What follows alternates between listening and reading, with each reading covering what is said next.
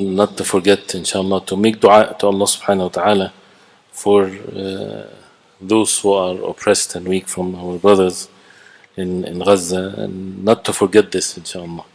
This is something that we should always be upon.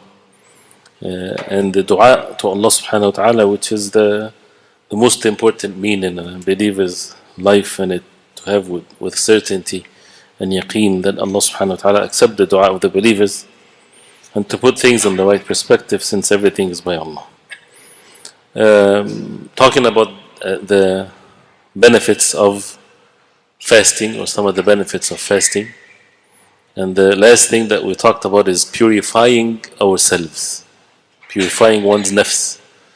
And this important meaning that many people overlook, the meaning of purifying your nafs, that means is to remove the sultan or the authority of one's sinful desires and shubuhat and doubts and things like this, and to be in charge of yourself, to be in charge of oneself by the will of Allah. You know what is khair and what is shar. If you know what is good and what is bad, and that requires for the person to have the knowledge of it, then be in charge of your own self. Don't let your desires overtake you. You know that coming to the masjid for Salatul Fajr is a good thing. It's better than this entire world and whatever it contains. You know that. Then what happens? Who's in charge? Who has sultan on you? Your own nafs with its desire, or the fact that you know the ilm has a sultan, the sultan of the knowledge. The knowledge is the authority that a person would have with submitting oneself to Allah, seeking help from Allah. So the importance of al-ilm wal-amal, the knowledge and the actions to be associated with it. One of the things that he mentioned here is that to protect oneself from al-ashar wal-batar, the manners and the good deeds that comes with as a result of having the good manners, to protect oneself from al-ashar wal-batar. Al-ashar is when a person, all the evil actions or all the evil characteristics, anything that is evil has to do something with transgressing a limit. So we have limits, and these limits are not supposed to be transgressed upon. You cannot go beyond these limits, otherwise you fall into sins if it's the rights of Allah, or when it comes to akhlaq and manners with others. There are limits. There are limits for everything. So al-ashar is when someone is his intense anger or so, he go beyond the limit of having a stern attitude or anger or things like this. To be angry, this is a normal thing.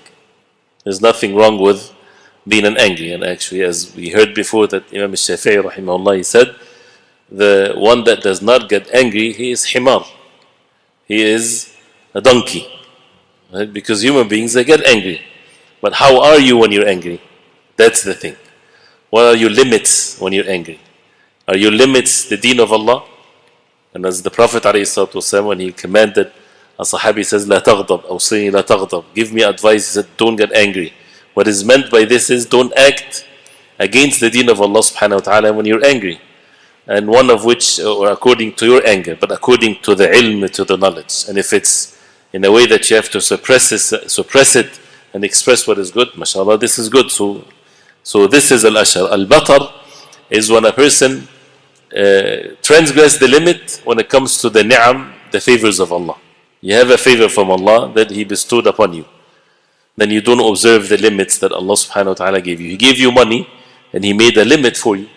You cannot just spend from your money the way that you like, in spreading corruption on the face of the earth and haram. Right? You have limits. Allah subhanahu wa ta'ala, He gave you this favor. He gave you your health for a reason. So use it according to the limits that Allah subhanahu wa ta'ala set for us. And have always good thinking, because Allah subhanahu wa ta'ala would never deprive you from any matters of goodness. But it's this issue of being fooled by our own selves when a person follows their desire. One of these benefits of fasting, and as mentioned, if those who are not with us before, if something is an obligation upon you, then it's an obligation to learn about it before its time comes. Right? So before Ramadan, we have to learn what is obligatory upon us. And we already know it from last year. Some don't. Maybe they never fasted in their life, or they became Muslims. And also, we tend to forget, because these things comes once a year. So we have to revive it. And it's not just about learning, but it's about bringing these meanings in our hearts to make the ta'zeem, to exalt the commands of Allah, and to gain rewards from Allah. So one of these benefits, he says, أنه يعرف العبد نفسه وحاجته وضعفه وفقره لربه. This is the benefit that we always get when a person do an act of ibadah, and one of which is fasting, which is a very unique thing to fasting, is that the person knows himself, and that he is in need of Allah. He knows his weakness.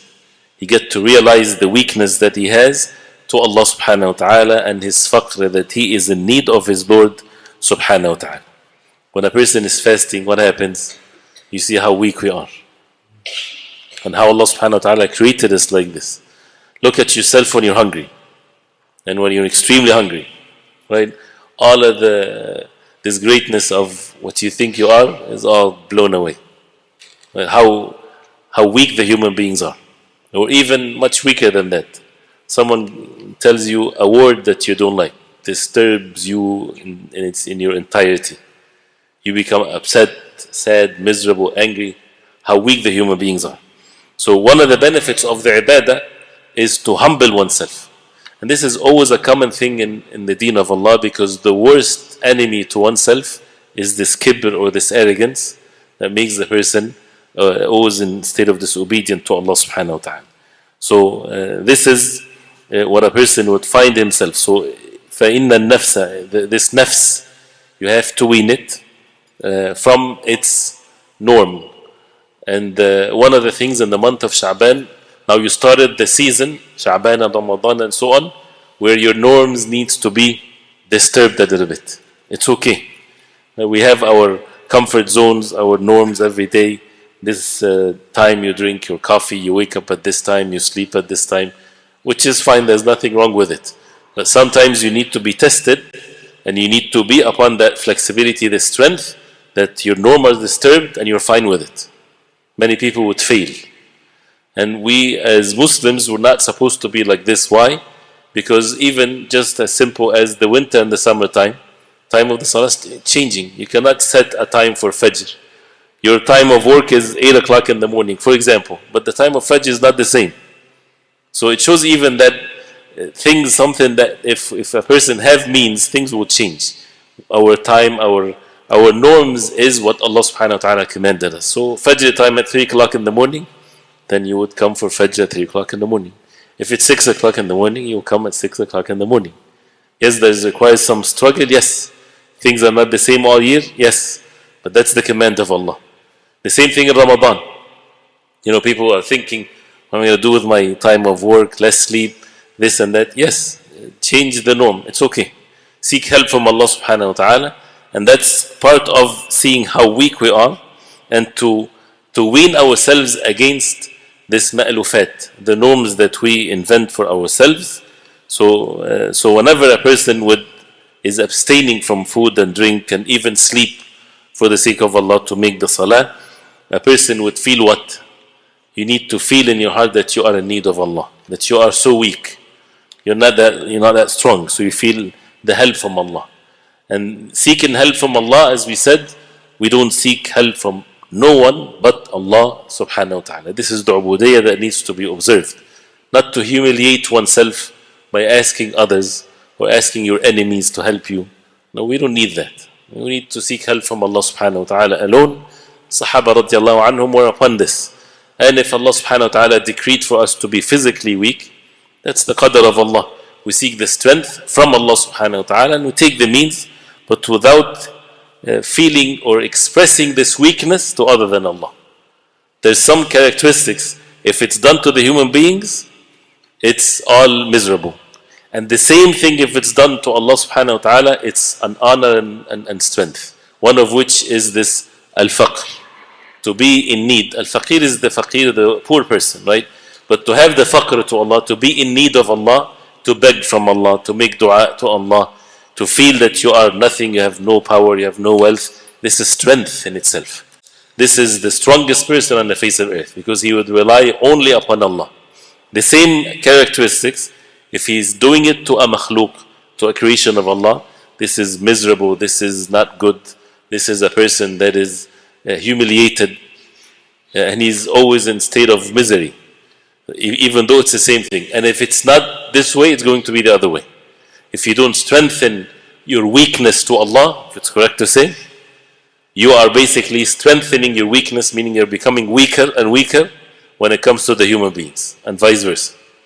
So till a person, and this is the benefits of the ibadah, that a person is relying upon Allah subhanahu wa ta'ala completely, like Rib'i ibn Amir radiallahu anhu, when he was going to meet the king of Persia, and he's wearing patched clothing and riding on a mule, and the king of Persia said to his people, let's show all of the adornments, so that these people coming, the Arabs, these Bedouins, when they see how strong we are, they become scared and they become humiliated and they run away. And he came with a spear, as you know the story, popping all these pillows of silk that they put it to make him mesmerized. He's like, wow, this is such a great thing. Looking at the dunya, he tied his mule into one of these pillows, and he walked to him and he says, نحن, and the story is long, but he made it very clear, نحن قوم ابتعثنا الله. We are people that Allah sent us. لنخرج العباد من عبادة العباد إلى عبادة رب العباد, to take the people out of the worship of the creation of Allah to the worship of the Creator, Allah subhanahu wa ta'ala, and to take them out from the tightness of this dunya to the spaciousness of the dunya and the hereafter, and to take them out from the injustices of religions to the justice of Islam. No fear whatsoever, where hearts are relying upon Allah subhanahu wa ta'ala alone, and this is the strength of the believers they would get. One of the ways to achieve this is with the ibadah, because it shows the weakness that we have, and this is the strength of the believers. And وَيُذَكِّرُهُ بِعَظِيمِ نِعَمِ اللَّهِ عَلَيْهِ. The benefits of fasting, the benefits of the ibadah, is that a person is reminded of the great favors of Allah subhanahu wa ta'ala upon him. And this is another sad reality of the human beings. We are like this. Allah subhanahu wa ta'ala created us like this, so we have to do something to gain that strength against our weakness. What is this? We forget the favors of Allah. And whoever says, no, I don't forget, you're lying. We forget the favors of Allah. You have it with every breath you take. Who among us, and we mentioned that before, right? Who among us, he is grateful to Allah with every breath he takes? Or it's only when he's not able to breathe? What happens when a person is not able to breathe? He would see that how much of a great ni'mah there is that a person is breathing, correct? So are we from among those who would only realize the favor of Allah when it's taken away from them? This is a sign of foolishness. As Ibn Qudam and others, they said, you are, with all due respect, and we are like this, we are fools when we only remember the favors of Allah when it's taken away from us. To be in a masjid and to make salah, right? And to be able to listen to the Quran and the hadith of the Prophet ﷺ, great ni'mah from Allah. Are we realizing this favor of Allah, or we wait till it's taken away from us and then we say, oh, we used to, and it's such a great thing? We have to be grateful to Allah now and at all times with anything that we see of what Allah subhanahu wa ta'ala is, it's pleasing to Allah. So a person finds himself coming to the masjid, able to sit in the masjid. How many people on the face of it that they don't have this ability, for example, and having the means to worship Allah subhanahu wa ta'ala and not to be fearing their life even if they're able to make salah. So the heart has to be working on this. So part of the ibadah is for the person to remember the great favors of Allah subhanahu wa ta'ala upon a person, but Allah subhanahu wa ta'ala knows our weaknesses. So when it comes to food and drink and desires, okay, it's an obligation upon you not to do it, so that you remember this favor of Allah, because we are like this. So we train ourselves to remember the favors of Allah. You see in Ramadan, for example, when you every day is fasting, you remember the good old days when you used to wake up in the morning and drink your coffee and eat breakfast, right? You're not able to do that anymore, right? And then after Ramadan, you're going back to your norm or so, but again, it reminds the person of the favors of Allah subhanahu wa ta'ala upon us, and that's what he mentions here. And as some of them that said that health is like a crown on the head of those who are healthy, but only the sick people, they see it. If someone is sick, he sees the healthy people as if they're wearing a crown, the crown of health, right? The healthy ones, they don't see it to one another. Only when a person is sick, he sees it, right? And this is something that we should always remember, that a person should not wait till that happens. May Allah subhanahu wa ta'ala give everyone health and cure those who are sick. And this is the qadr of Allah, this is how things are. But a person should be grateful to Allah and sees that he is wearing the crown of health when he's healthy. To use it, what is the meaning? Or to say, oh mashallah, alhamdulillah, I'm healthy. This is yes, to be done like this. And for the heart to have this in it. And then to use it in what Allah subhanahu wa ta'ala gave it us for. To make ibadah, to worship Allah subhanahu wa ta'ala, to seek the halal. Not to use it to abuse ourselves by committing haram and being wasteful. So this is something that it comes with also with the ibadah. So the issue of, which is a very important one, this issue of shuhud al-ni'mah, to constantly witness the favors of Allah subhanahu wa ta'ala, and not to wait till a person is deprived from it, and then he would realize how great this ni'mah was. So when a person is fasting, by the mercy of Allah, you get to practice this being deprived. Now you know the favor of Allah, then you're given the food and maghrib time and things like this. So it makes the person always remember the favor of Allah. And وَيُذَكِّرُ أَيْضًا بِحَاجَةِ إِخْوَانِ الْفُقَرَاءِ, and to remind oneself of the need of his poor brothers, those who they are in need of food and drink. And we see that. And the world is becoming very small. You can see what's happening to the ummah in the east and the west. So what to do? Is to be sad and miserable when we do these types of things? No. And by the way, if a person is pushing away sadness, it doesn't mean that he doesn't feel for his brothers. Sadness, al-huzn, yud'ifu al-qalb, makes the heart weak. And this is one of the objectives of the enemies of Allah, to make the people weak, to make them defeated, to see that they're hopeless, they are defeated, they are gone. And they are successful if the people like this. And so if a person constantly watching the miseries and all of this, what happens? If he doesn't treat himself in the right way, he falls into that trap of sadness and misery. And people think that if you're not sad, that means you're not feeling for your brothers. No, actually it's the opposite. What is meant by this is these types of things should make the person rely upon Allah more. And this is the strength. Yes, that a person would be hopeless from all of the human beings. They would never help you. They would never be of any means of goodness to you. But Allah subhanahu wa ta'ala is the Almighty subhanahu wa ta'ala. So the person would strengthen his relationship with Allah. Repent to Allah subhanahu wa ta'ala. Call others and enjoin good and forbid evil for people to be steadfast upon the deen of Allah. And seeing things in the right way and form. Witnessing even the names and attributes of Allah. How Allah subhanahu wa ta'ala is Al-Halim. He's the most forbearance. He does not punish the people immediately. He gives them time. Whether for them to repent or to increase their sins, or for people to revive and renew their covenants with Allah. Is your covenant with Allah based on materialistic things in this life, or you seeking rewards from Allah subhanahu wa ta'ala in the hereafter? If someone lives a life of difficulty and being oppressed and so on in this life, but the moment of death is the most joyful one for him, is that what he is seeking, or he is seeking only the matters of this dunya? And the best, of course, both dunya and the hereafter, no doubt. But it's all great benefits, and one of which is to feel for them. And one of the benefits of fasting is this. And with that, فَيُوجِبُ لَهُ ذَلِكَ شُكْرَ اللَّهِ سُبْحَانَهُ وَتَعَالَى, that brings by necessity to be grateful to Allah and to seek help from Allah subhanahu wa ta'ala by the favors of Allah, to be obedient to Allah. So Allah subhanahu wa ta'ala gave us something, then we use that favor to help others when it comes to food and drink and wealth and health and everything. For everything, if it's correct to say, there's a zakah for it.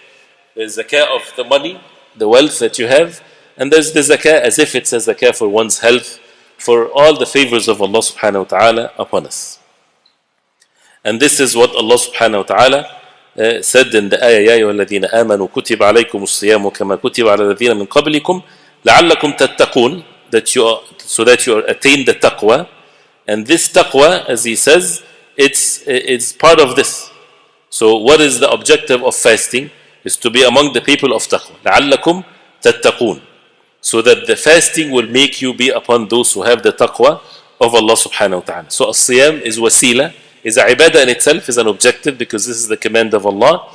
And it's a mean to attain at-taqwa, to attain the fear of Allah and to be dutiful to Allah, which is the obedience of Allah and His Messenger sallallahu alaihi wasallam, to do what Allah subhanahu wa ta'ala commanded us to do and to stay away from what Allah subhanahu wa ta'ala forbade us from, with ikhlas, with sincerity to Allah and love and hope and fear of Allah subhanahu wa ta'ala. And this is how a person would shield himself from the punishment of Allah. So how easy the matter is, by the mercy of Allah, that He would make the siyam obligatory upon the believers, so that they are as if they are dragged to be among the people of taqwa.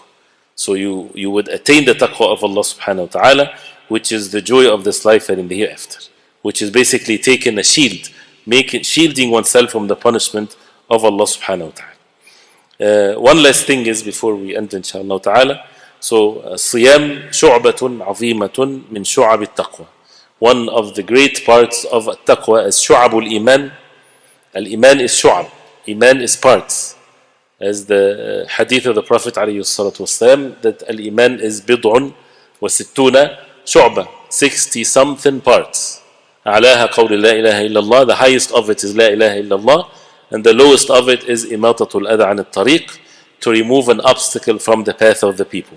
As-siyam is a great part of the taqwa of Allah subhanahu wa ta'ala, and it's one of the means to come closer to Allah, and it's a mean to strengthen the taqwa in matters of deen and dunya. So this is how the qurba ila Allah, to be close to Allah, ما تقرب إلي عبدي بشيء أحب إلي مما افترضت عليه. That a person before the month of Ramadan, he can't wait till he fulfilled the obligation that Allah obligated upon him, to get him among those who Allah subhanahu wa ta'ala love. If you fulfill the obligations, Allah subhanahu wa ta'ala love you. You can never be closer to Allah by anything better than what Allah subhanahu wa ta'ala obligated upon us. So this is the taqwa of Allah subhanahu wa ta'ala, and of course there's so many benefits there, and we'll talk about this inshallah ta'ala. We'll continue with that tomorrow. But as we heard, we need to, it's not about waiting, it's an immediate thing, and we need to fear Allah subhanahu wa ta'ala and be dutiful to Allah subhanahu wa ta'ala, and to remember that everything is by Allah subhanahu wa ta'ala. Our hearts are controlled by Allah subhanahu wa ta'ala, our physical actions. So to constantly rely upon Allah subhanahu wa ta'ala, seeking help from Allah subhanahu wa ta'ala alone. And we ask Allah subhanahu wa ta'ala to make it easy for all of us, and to make us witness the month of Ramadan, and to make us always in the state of being steadfast upon the deen of Allah.